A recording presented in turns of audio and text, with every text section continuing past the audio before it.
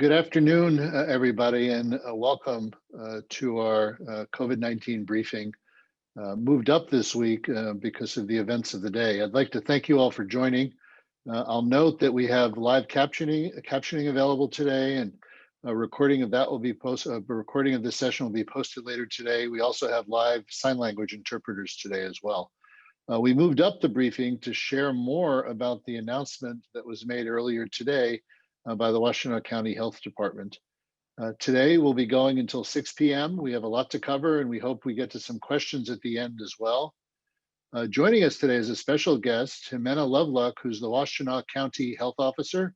Also, as usual, Provost Susan Collins is here with us, Vice President for Student Life, Martino Harmon, Preeti Malani, U of M's Chief Health Officer, and Rob Ernst, the Chair of our Campus Health Response Committee. So as many of you now know, today the Washtenaw County Health Department, in collaboration with the university, issued a 14-day stay-home order for our undergraduate students. We fully support this action as it enhances protections for our students and enhances the welfare of our community. The university is also implementing steps beyond the order out of an abundance of caution and to provide choices for students and instructors, including moving more of our undergraduate courses to fully remote instruction.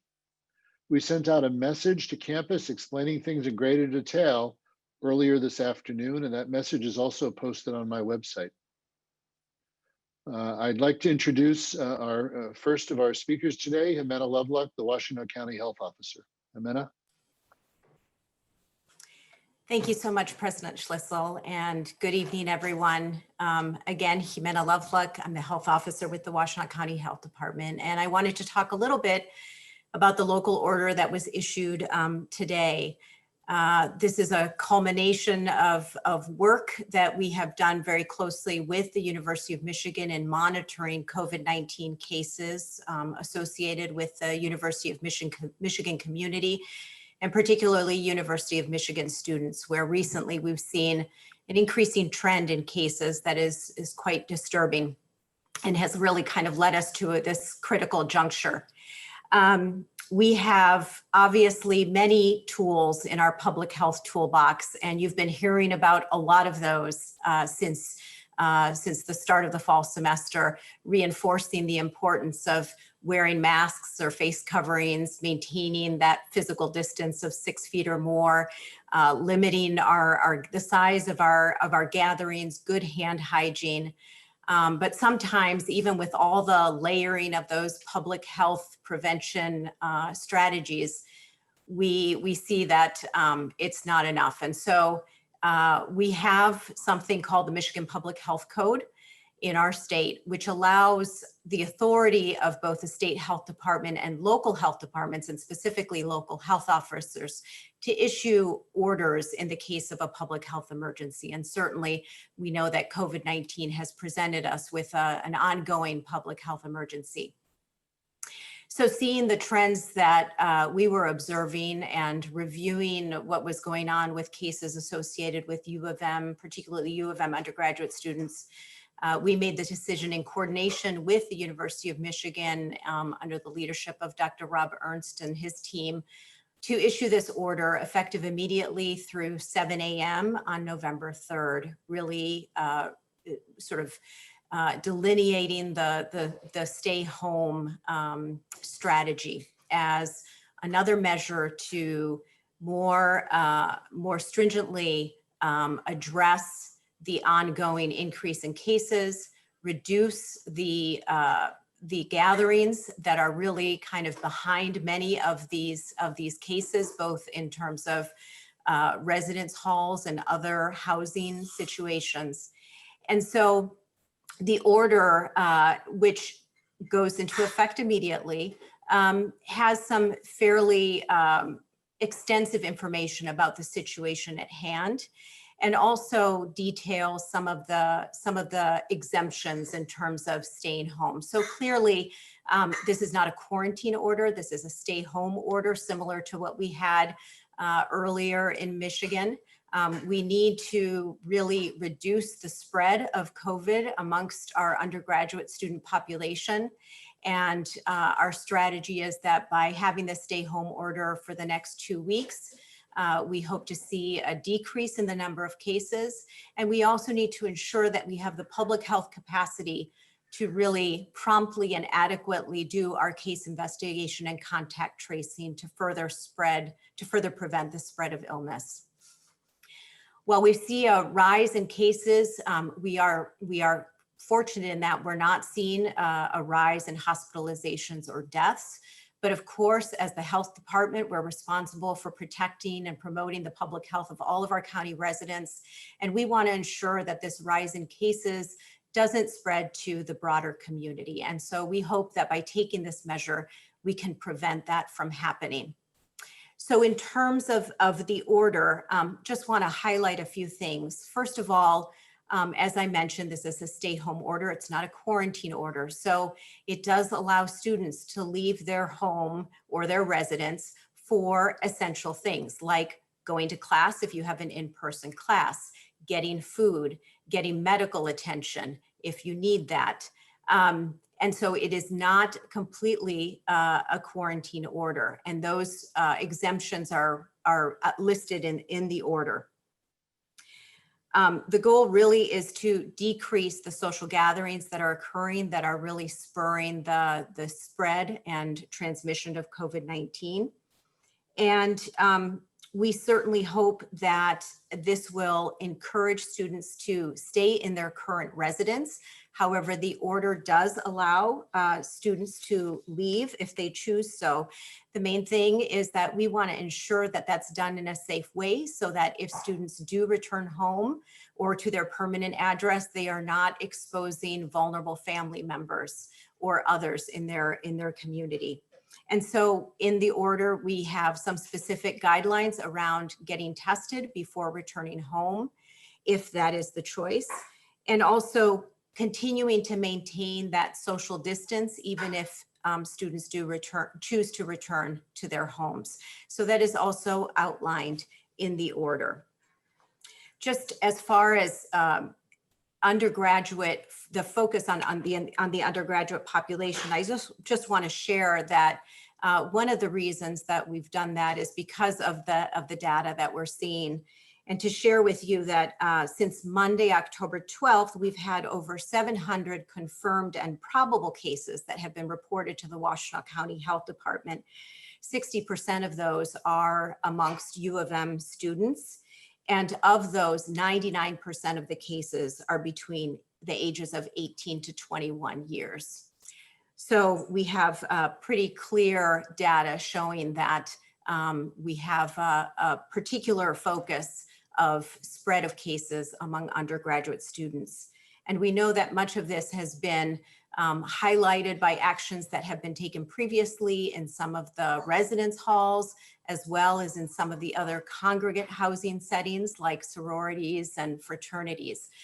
But again, the situation has gotten to a critical point where the stay home order or the stay in place order was really necessary to reduce this trend and to really address the strain on our public health capacity, both at the University of Michigan and at the County Health Department. So I'll stop there and happy to answer questions as we go along when the time comes. Thank you very much. And I'll turn things over to Dr. Preeti Malani, our campus health officer, to talk about what's been going on campus in the last week or so. Thanks, Mark, and thanks, Jimena, for that great overview. And I'm going to provide some brief comments, and then my colleague, Dr. Rob Ernst, is going to get into some of the details, as he's really been the quarterback for the operations piece and sort of working tirelessly, superhuman hours to try and keep everyone safe. As we noted in Friday's town hall just a few days ago, the major concern right now is Markley Hall.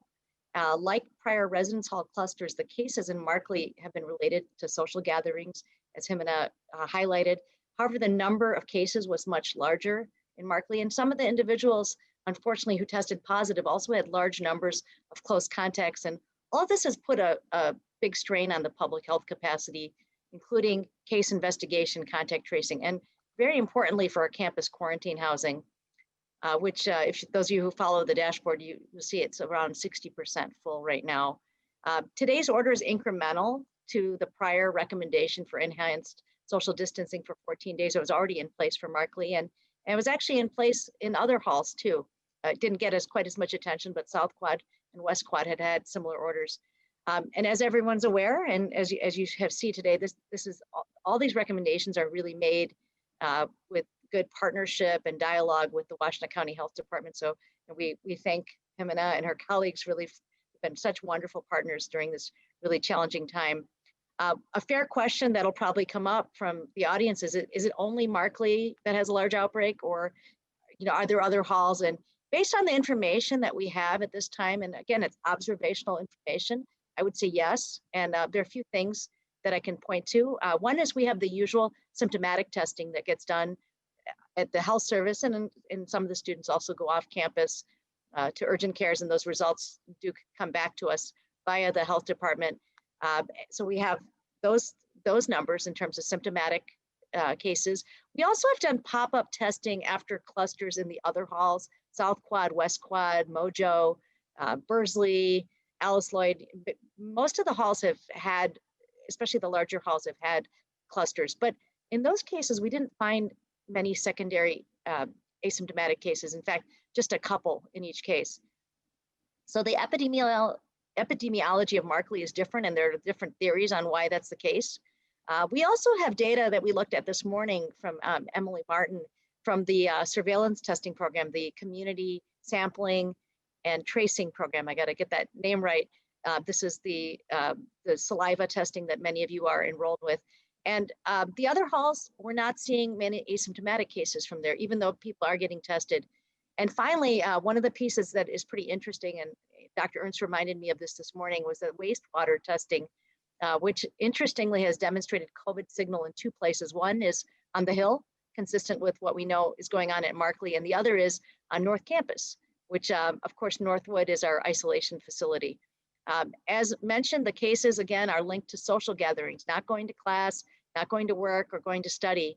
It's social gatherings, and the big goal of this order is to try and limit those social gatherings for a period of time to try to get everything under control.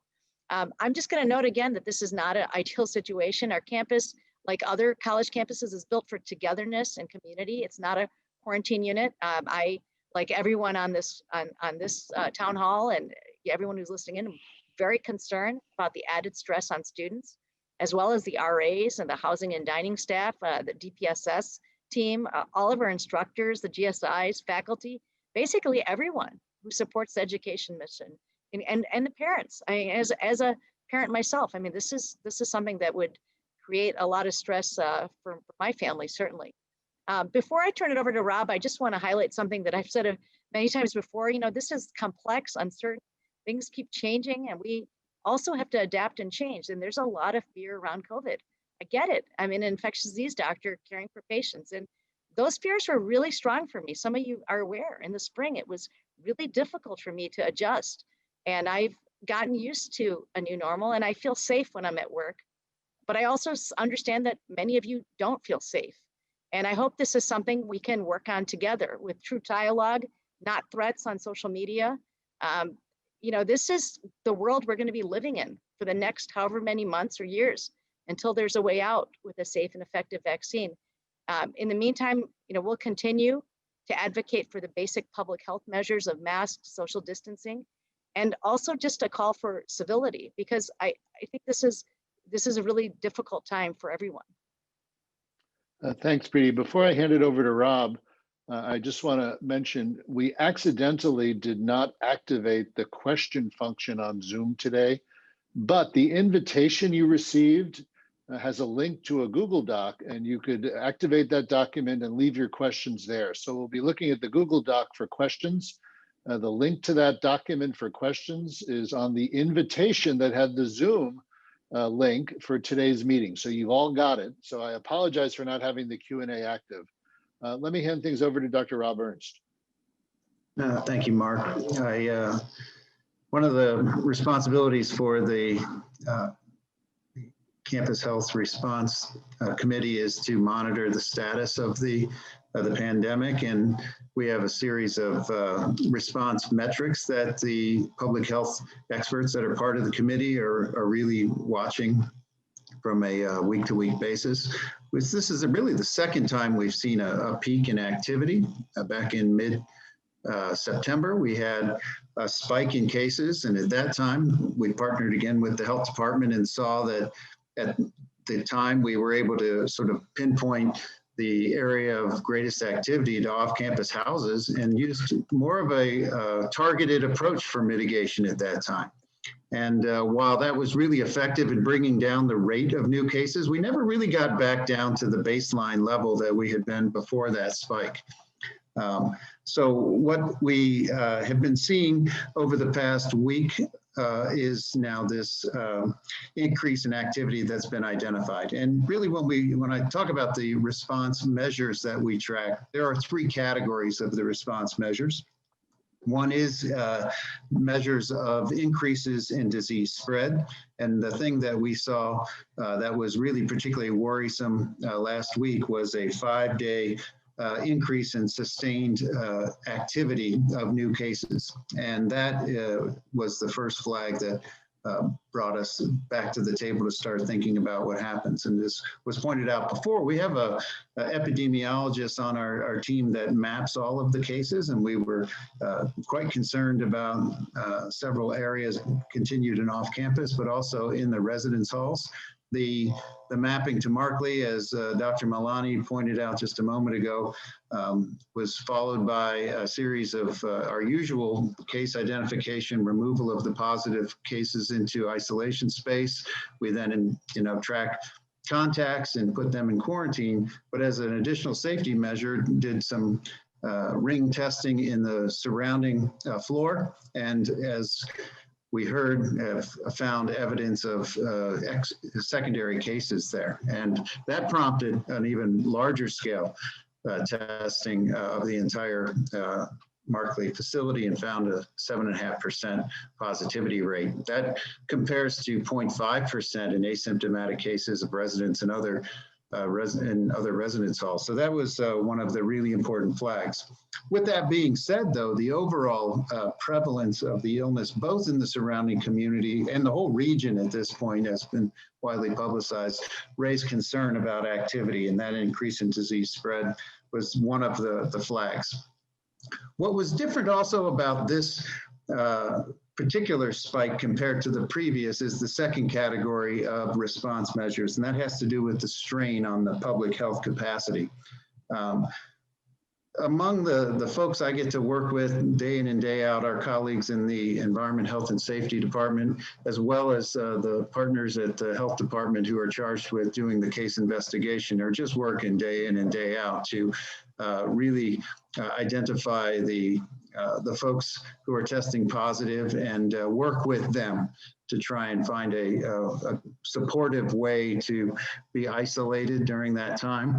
And while we've seen steady activity throughout the semester, we have been maintaining very prompt case investigation up until just recently. The metrics that we like to see is that at least 75% of the cases are contacted within the first 24 hours. And our teams have exceeded that up until just this past week when we saw a sharp decline. And that has nothing to do with the commitment on the part of our teams. It had to do with this rush of cases that we had seen, and just shows how one outbreak can really overwhelm the system. And I think that was a second category of metrics that we included in our situation report that's been reviewed by a team of advisory public health experts and faculty.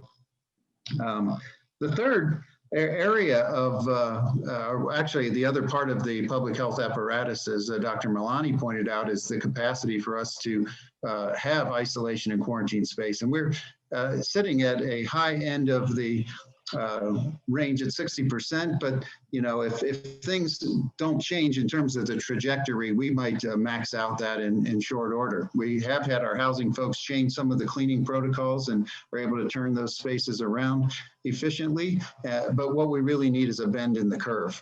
The final category, as my colleague Jimena just pointed out just a moment ago, was that the strain on the healthcare system is the third category. Unfortunately, we've been able to keep up really well with that, both in the clinical care on campus and the community. And as was mentioned before, the hospital census of COVID cases has remained steady and at a relatively low rate at 12 to 15 cases at any given time. So that's been an advantage. As I mentioned before, the policy is, when we see these measures triggered, is to create a situation report, have it reviewed by the leadership of the university. It's then a team of advisory faculty from School of Public Health and medical experts, and they were in full agreement of this approach to enact a measure to try and really allow our systems to catch up. And I think that's really the most important outcome that we'd like to see.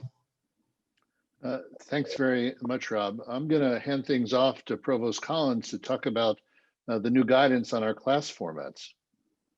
Thank you very much, Mark. I'd like to elaborate on the implications of the new county order related to academics and especially our classes for our undergraduate students.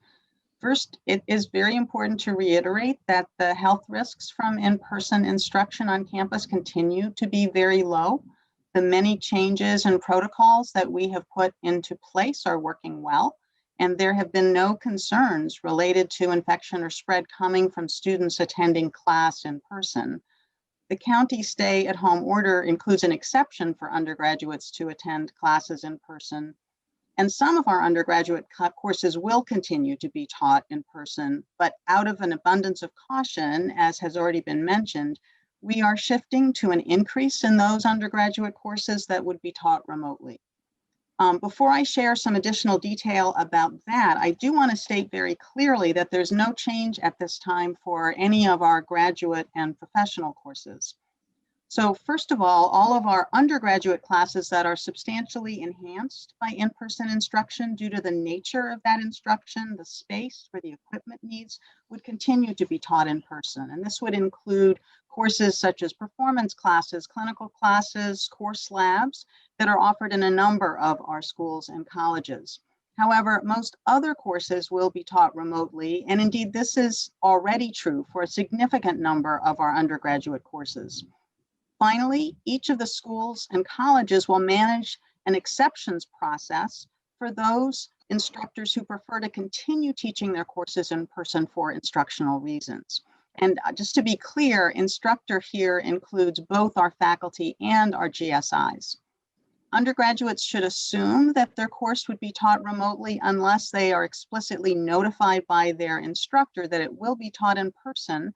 And the idea there is really to provide clarity for undergraduates to know what to expect for each of their courses. Again, all instructors who will continue to teach classes in person are expected to notify the students in their classes. For instructors, your school or college will connect with you to explain how you would request an exception to teach in person if you wish to continue to do so.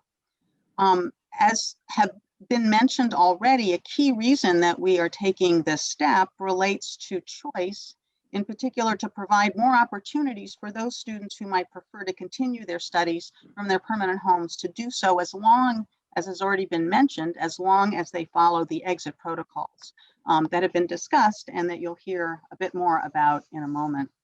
I'd also like to note that the county order does not provide an exception for undergraduates to leave residences for study, and there'll continue to be spaces across campus where students can take remote classes, and our study spaces and libraries will remain open for graduate and professional students.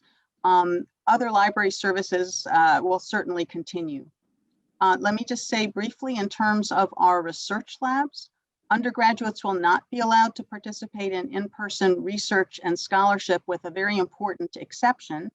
Seniors engaged in in-person research and scholarship for credit as part of a class or a thesis project can work with their research leadership in particular units to request an exception. Undergraduates with other campus jobs will certainly be able to continue to go to work, again, under the public health protocols that are in place. You've already heard us talk a bit about winter 2021, and that will be informed by all of our experiences so far and the input that is underway. I'd like to thank the many students who completed the survey and participated in focus groups in recent days. And I'd also like to remind our instructors, faculty, and GSIs that the faculty survey will be open through Thursday, and we hope that you will fill it out. This is a brief initial set of questions that was developed together with SACUA, and we'll continue to work with SACUA to gather faculty input, and there'll be additional data gathering activities in the coming weeks. I'll end by acknowledging that this continues to be a very stressful and difficult time.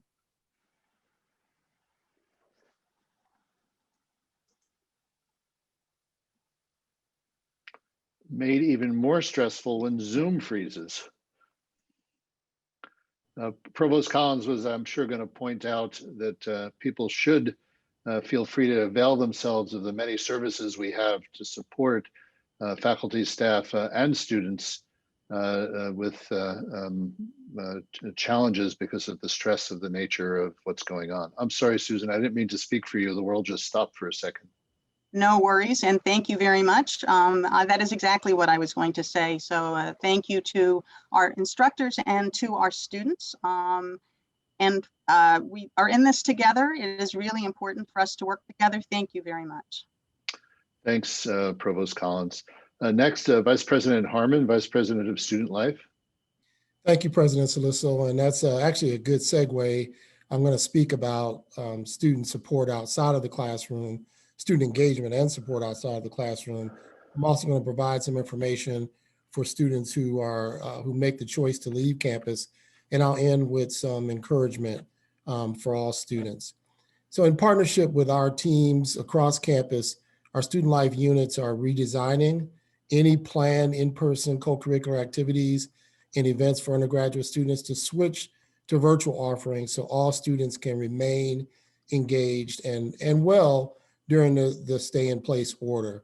Health and wellness activities such as virtual counseling, wellness coaching, and other support will remain available for all students. And I would encourage you to get out and exercise as prescribed in the stay-in-place order. I would encourage students to take fitness walks and maybe with a hefty jacket as it will get colder, but just please remember the rule of two. So stay in twos and remember other safety measures. Housing and dining will continue to serve our student populations, and undergraduate students will be permitted to leave their residences to pick up food and other essential needs as outlined in the order. And again, changes to protocols and operations for our undergraduate student population. With these changes, Student Life will continue to support our graduate students, both on-site and virtual, as was done before the order. Our recreation centers will remain open, but only for graduate and professional students, as well as staff and faculty who have memberships.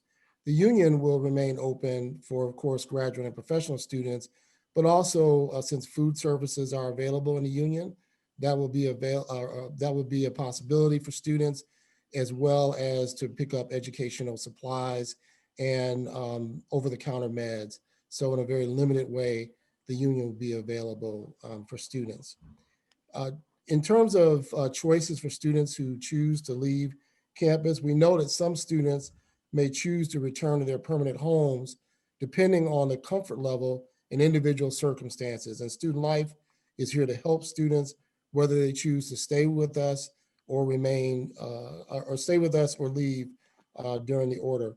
If you're considering leaving campus in light of the order, please be aware that an exit protocol to keep your families and your home communities as safe as possible will be in place, and you'll receive more information about that, but this will include COVID-19 testing, and again, more information will be provided, but also the typical housing checkout processes will certainly be in place. Students who choose to leave following the stay-at-home order from the county will receive a partial room and board refund credited to the student account. To receive the partial credit, the student must complete the housing checkout process. The room and board refund will be calculated on the number of days the student is not living in housing and will be adjusted for financial aid implications as determined by the Office of Financial Aid. The amount of the partial refund will also be adjusted by the room type that the student has been assigned to. The room and board partial refund will be calculated to cover the unavoidable fixed costs, such as utilities or payment of debt service for buildings. And it provides accommodation for services for those who are unable to leave. And we will maintain, of course, staff to continue the wellness and public health measures that are important for students living in our residence halls. Keep an eye out at your inbox and refer to the Maze and Blueprint and the housing websites for more information. Winter semester, as was mentioned earlier, we are gathering information to provide recommendations so those decisions can be made. So as you consider your own choices about winter semester, please look out for announcements in early November on that. You might be thinking about your belongings and what to do with them, whether you choose to take your things home now or leave them in your campus residence. Our student life team will be offering resources to support your decision and assist with that planning. So certainly you have the choice to do either. Voting is another consideration for those choosing to leave early. Be sure that you go to the govote.umich.edu site to review options for early voting and related information. But again, the order allows you to go and vote early if you're already registered. Before I wrap up, I want to just provide some words of encouragement. I want to say thanks to the thousands of members of our community who've really embraced the Wolverine culture of care and submitted to the taking care of Maize and Blue. As we have the remaining weeks on campus, the focus is on prevention. We must curb the spread of this virus and prevent the need to take more stringent measures. As we've discussed before, your experience with COVID-19 behavior expectations is critical to the safety of our community. Honoring the stay-in-place order is priority in our focus right now. Students violating behavior expectations remain subject to disciplinary action under the Statement of Student Rights and Responsibilities, and we have an addendum to that. This applies to students violating these safety measures by hosting gatherings off campus, and organizations that violate rules may lose recognition in accordance with the student organization accountability process. In residence halls, safe behavior is critical, and violations of the community living at Michigan standard may result in contract termination. But in closing, we want everyone to have the best Michigan experience possible. We can only do it if all of us do our part, all of us. I have faith in our students that we can finish this semester strong as victors through and through. Thank you. Thanks very much, Martino. Yeah, I want to reiterate something Vice President Harmon said. I walk the campus a lot. I live on the campus. I walk and drive the areas around the campus, and the compliance with our public health rules has actually been spectacular. It is rare now for me to see a student indoors or outdoors on the campus or outside in the proximity of the campus without a mask. I see groups of students in 2 or 3, but not larger than that. I think there's been a tremendous effort on behalf of the vast majority of our community to day after day and week after week live this public health set of guidance. And I'm appreciative, and I'm sure your classmates and the other members of our academic community and our fellow travelers in the city of Ann Arbor are also grateful. The evidence of this high level of compliance is the absence of spread in our classrooms and in our other facilities on campus. And the county health department and Dr. Ernst and his committee are targeting these interventions at where the problems actually are. You know, they're not in the classroom, they're not outside when you're taking a walk or walking with a friend or picking up your dinner. You know, they're momentary lapses, presumably, or errors in judgment amongst small subsets of people. And you know, it happens. It's a very difficult disease to control. It does transmit easily from highly infectious people in the absence of distancing and the absence of masks. So I want to thank and compliment the vast majority of you that really have done a huge effort. You've helped keep almost everyone in the community safe. I think that's a wonderful thing. And I share Martino's confidence that we'll pull together and finish the semester strong. I think it's also very important. I thank the health department for exempting voting as one of the activities, so you can vote. You know, we have voting set up and early registration and early voting in the Art Museum at UMA. 3,000 people have already taken advantage of that at least, and I really urge you not to let the disruption of the pandemic prevent you from voting. The order is set to expire on the morning, I believe, Jimena, of Election Day, which I think was brilliant timing. And I thank you for that as well, for the people that want the experience of casting their ballot. It's a real classic thing. And I know many undergrads are voting for the first time in a presidential election. I think it's a thrilling experience, actually. The changes we've made in the academic program that Provost Collins described really are designed to promote choices, choices by our faculty and choices by our students.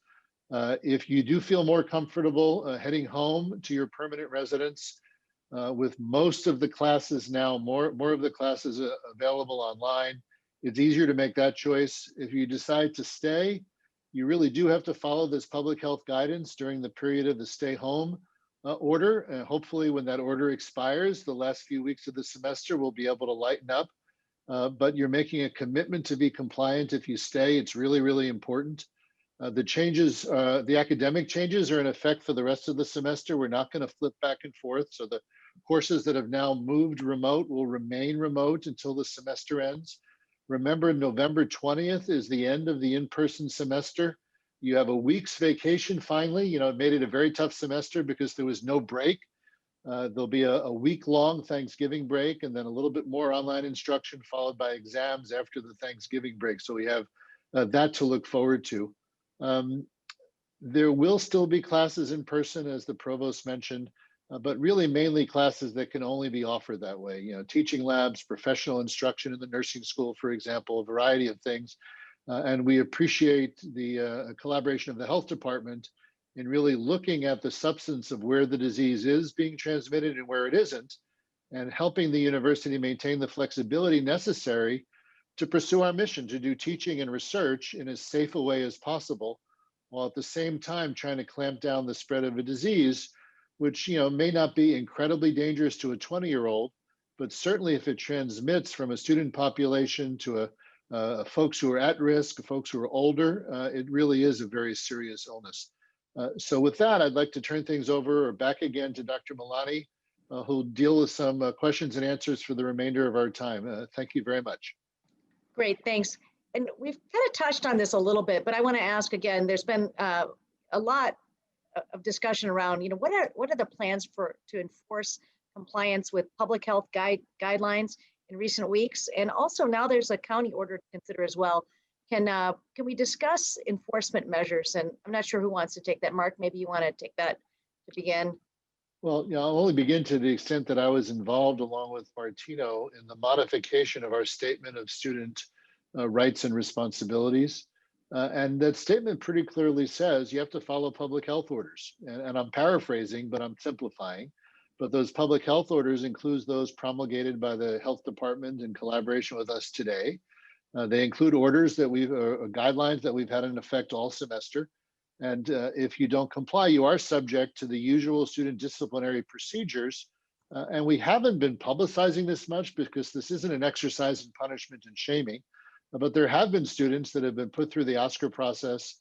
There have been students who have lost their right to continue their room contract on campus because of bad behavior or unhealthy behavior. So that's serious, and we'll continue to apply the individual student code as well as the expectations of behavior of groups like our affiliated fraternities and sororities. But Martino, maybe I can turn it over to you for a further discussion of compliance. Sure, yes, and as President Schlissel said, the addendum allows us to really provide accountability at the individual and the group level. We have issued well over 1,100 violations just in the residence halls. And if those students repeat violations again, they go on probation and they have to complete various different accountability assignments within that. We haven't seen many students go beyond to that next level. So that means that those restorative practices are making a difference, but it is a strain because 1,100 violations means that there's a write-up, there's a meeting. So we have to keep being vigilant to make sure that we're doing that. And even off campus, we've had a number of students that were reported through the COVID response line since the early fall. Those students receive a warning letter if it is their really first time in the system. We've heard about them, and it's their first time. But then if they get another situation, they are sent through the Office of Student Conduct so that we can pursue actions in that way. So, and then on a group level, we also have accountability. But the real key to this, and this is really important, is we need students to step up and have real self-governing. So, and that's a big responsibility, but it's important for everyone in the community to have a hand in encouraging others to make good decisions. So when you see bad decisions percolating, step up for the maize and blue and say, this is not the right thing to do. We need to keep this campus safe and we need to stay here. So we really need your help. And again, I want to emphasize, many of our students have been doing that. So I want to be clear about that. This is, a small minority that have made bad decisions, but we need the majority to help us, really prevent some of these issues. So I just wanted to make that statement. Jimena, can I ask Jimena, how do we enforce public health directives in the city and in town? We don't own the fraternities and there are many rental properties around. What's the usual health department approach to enforcing orders like this? Well, the public health code certainly details some of that enforcement mechanism, which does lie with the health department. Again, our approach, very much is education and engagement. We want people to understand the importance of this order. We want students to cooperate. And, not only for their health and the health of their fellow students, but for the health of community members at large. So certainly any kind of enforcement or civil penalties, we hope will act as a deterrent and really just kind of encourage that cooperation to occur. But we do have that ability. We are in the process in the county of having monetary civil penalties approved by our Board of Commissioners for violations of local public health orders. That's on the agenda for tomorrow evening.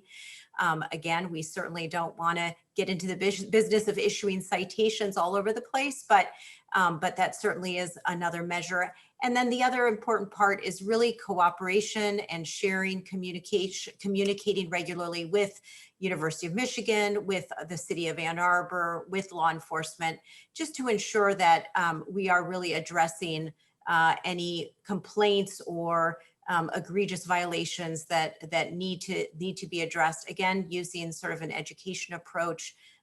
So that's partly what we have planned as far as enforcement. We do have an FAQ related to the order that talks a little bit about that enforcement, including contact information at the health department in case there are issues that arise. And of course, we have the ability to investigate any complaints or reports of violations. I think back to what happened back in March and April in our state, where the governor issued a statewide stay-at-home order, and it worked dramatically well. Our hospital was going like this in terms of COVID cases. We peaked at around 250 cases in our 1,000-bed hospital, and the stay-at-home worked. It really cut down mobility. It's not that 100% of the people followed it 100% of the time, but it changed enough people's behavior enough of the time that it had a remarkable salutary effect. And I'm very hopeful that our community here on the campus, our undergraduate community, will step up the way the citizens of Michigan stepped up back in the springtime to really get things under control.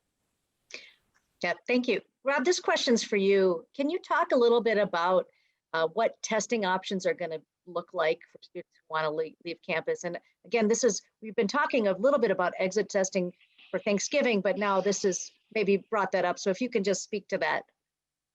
Sure. And as you say, whether it's on schedule towards the end of the semester or the end of the in-person semester, or if before then, we want students to return home safely. And I think appropriately much has been made about the importance of vulnerable others in our lives. And I just had a really good reminder about this by the Rackham Student Government Board brought up this really unfortunate notion about this illness, which is of course very contagious, but it also is variable in how it impacts different communities. So certain racial demographics are impacted in far worse ways. The elderly have clearly worse outcomes, and anyone's chronic illness affects my family. Having an adult child with profound cognitive disabilities, we know that's a group that's particularly vulnerable as well.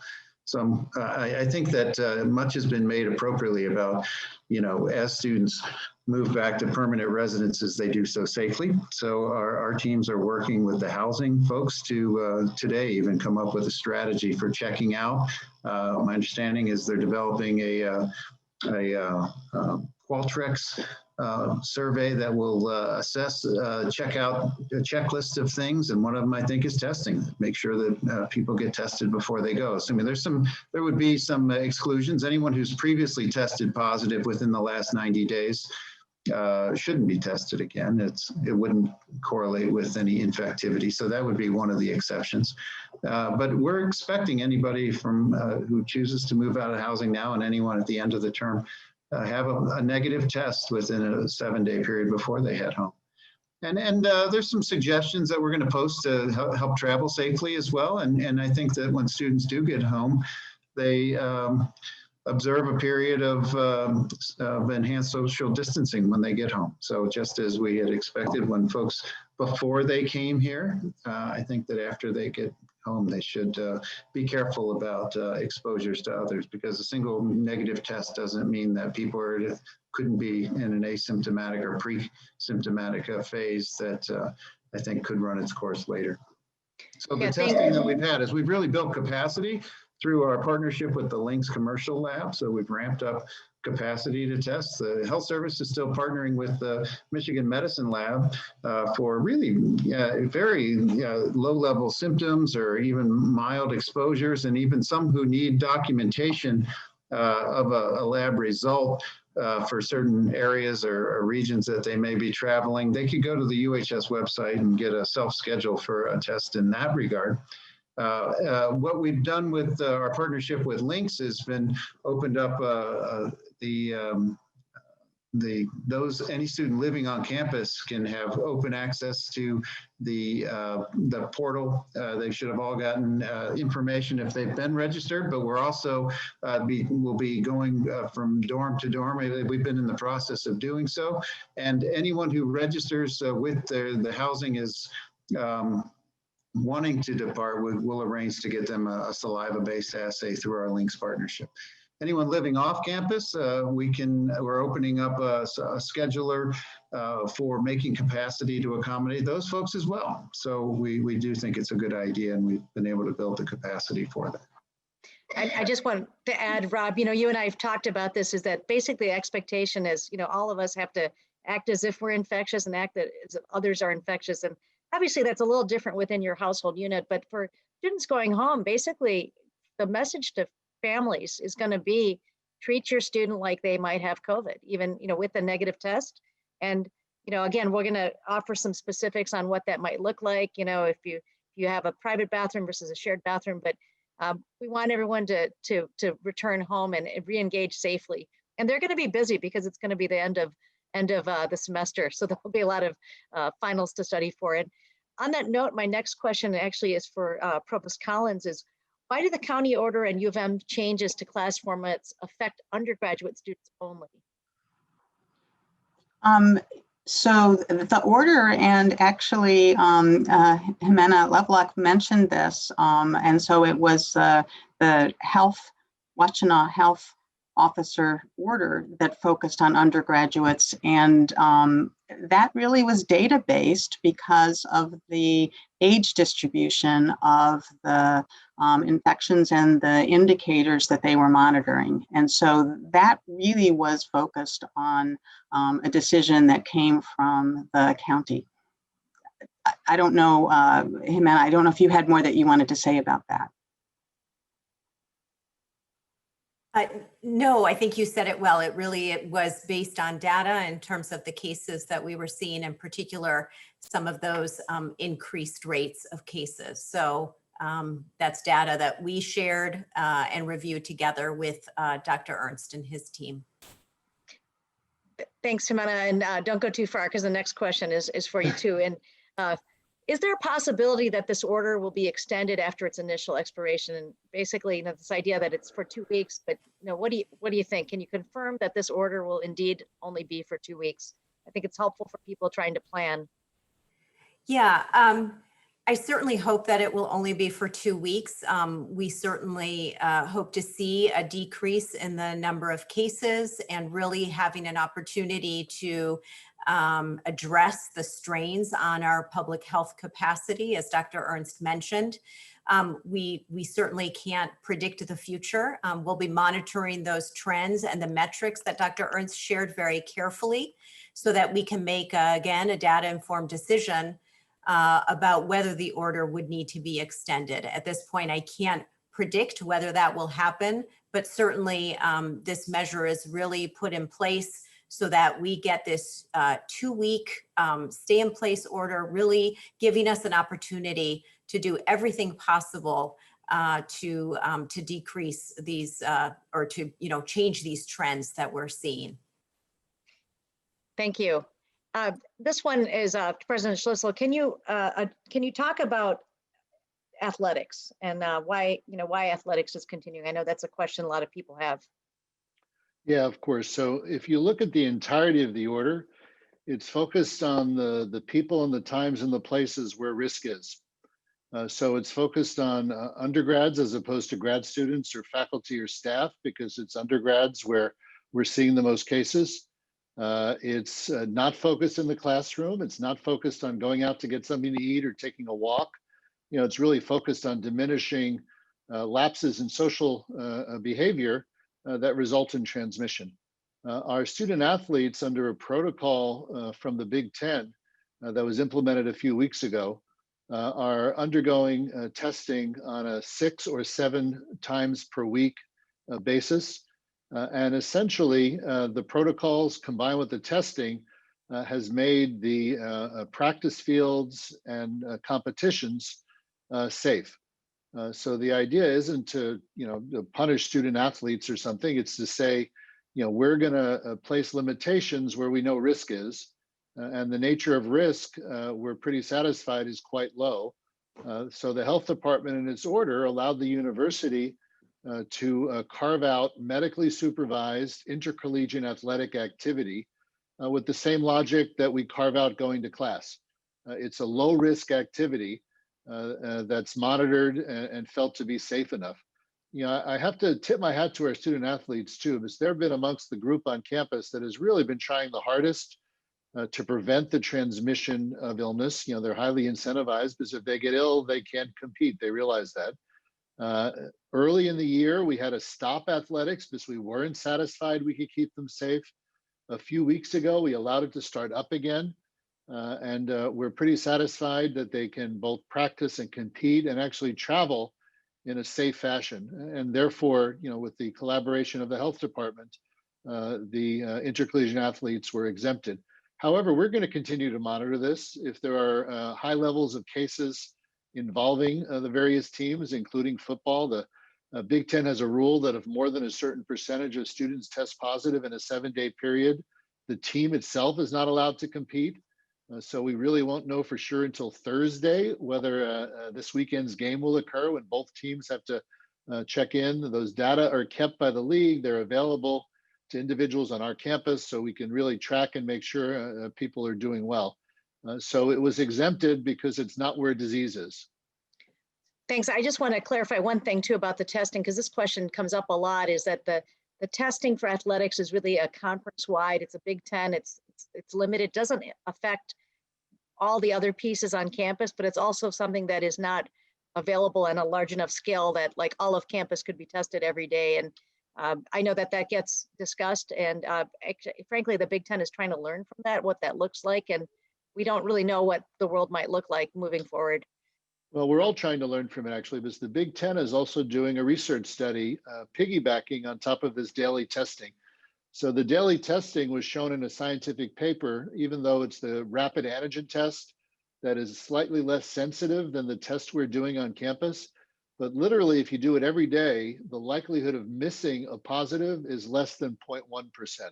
And we're testing that now on large numbers of people. Anyone who tests positive with this antigen test is getting a PCR test, the more stringent test to confirm. So it's a research study. One of the things that you could look at with optimism, depending about how long the pandemic lasts, is it could be these tests will become widely enough available and inexpensive enough that we could actually use this much more broadly in society. You know, right now it's being paid for and administered by the Big Ten. It doesn't at all diminish our capacity to do the kind of testing Dr. Ernst has spoken about, either our saliva surveillance testing or our symptomatic or contact testing through University Health. So it's coming from the outside, and it'll help us understand more about the role of testing in preventing the spread of illness. Thanks. This is a quick question for the provost. May I stay in my classroom and teach even though my students will be all remote? It's just easier for me to teach at school than at home. Excuse me, so the answer to that question would be yes. The order is focused on undergraduates, as we've been mentioned. And so following the protocols that your unit for your building has put in place, that shouldn't change the way that mission critical activities are carried out. Great. Thank you. The last question, and this one, I'm looking at Rob and Jimena and maybe Martino. Can you address what you've done to deal with clusters in places like Markley and Greek Life houses? I can talk about the residence halls real quickly. You know, as I said before, one of the epidemiologists on our team maps all the cases in residence halls, and most of them have been sporadic, you know, and I think because of, you know, the effective social distancing and masking expectations that people observe, you know, we haven't seen spread through a dorm until just now. We have had, when we get more than 3 non-roommates in the similar kind of region together, of course, the usual approach I say before, the first step is to take any of the positives and promptly get them into isolation in a situation that's supportive for them. There's as part of the case investigation, a process of identifying close contacts, and then those folks are also quarantined away from the residence hall. So the first step is to create a situation where you think you've removed the affected individuals and their first line of contacts. We have been routinely doing a series of what we are calling, you know, pop-up testing, or it's really what the public health folks would call a strategy of layered testing to find that next tier of folks. And it's a really good application of testing in a way that, you know, I've heard described as being a sort of cluster buster approach to mitigating that spread. And we've done so in South Quad, we've done it in West Quad, we've done it in a variety of different areas and found very low next tier sort of involvement. That was very different in Markley, and when we found in that layered approach that there were significant numbers of cases in the surrounding floor, that caused us to reflex and test the rest of the residents of the place and instituted at the same time a protocol of enhanced social distancing and some enhanced sanitizing of the common areas. these are decisions that we've been making in consultation between our public health team and the epidemiology and medical directors, the medical director at the Washtenaw County Public Health, who's really been a really hardworking and great partner, good expert in this kind of. I'll speak very quickly because I know we're up against time about our work with the fraternity sorority community where we had cases and clusters. It was really a partnership effort between the county, public health professionals, environmental health and safety, fraternity sorority life, dean of students, all working together with the individual chapters, but also at times involving advisors, national offices, housing directors to make sure that we could get compliance. And at times it was a challenge, but at other times they did step up and comply. And so it was a real team approach in an intensive effort to move the situation and get it under control. Thank you. Jimena, did you want to add anything about those situations? I think it's pretty well, it's been pretty well covered, but certainly also in terms of the fraternities and sororities, I know that our medical director has in some situations had direct contact with some of those sororities and fraternities, have reviewed their COVID-19 plans to ensure that they are adequate, and really provided some direct advice again with the EHS team at U of M around quarantine and ensuring that quarantine and isolation guidelines are followed. So really it's been a team effort in addressing these clusters, both in residence halls. Those communications have been joint communications between the University of Michigan and the health department. And so really the coordinated effort has been really important. Well, look, I think we've gone slightly past our time. I want to thank all of today's panelists, especially our health officer, Jimena Loveluck, for joining us today. And again, say how much we appreciate the partnership with Washtenaw County Health Department. We're much stronger working together on behalf of our on-campus and off-campus community. Thank you all for joining us today. I ask everyone, be safe, be careful, stay healthy, get the most as you can out of the remainder of the semester. And we'll have another one of these updates next week. So thank you very much. Good evening.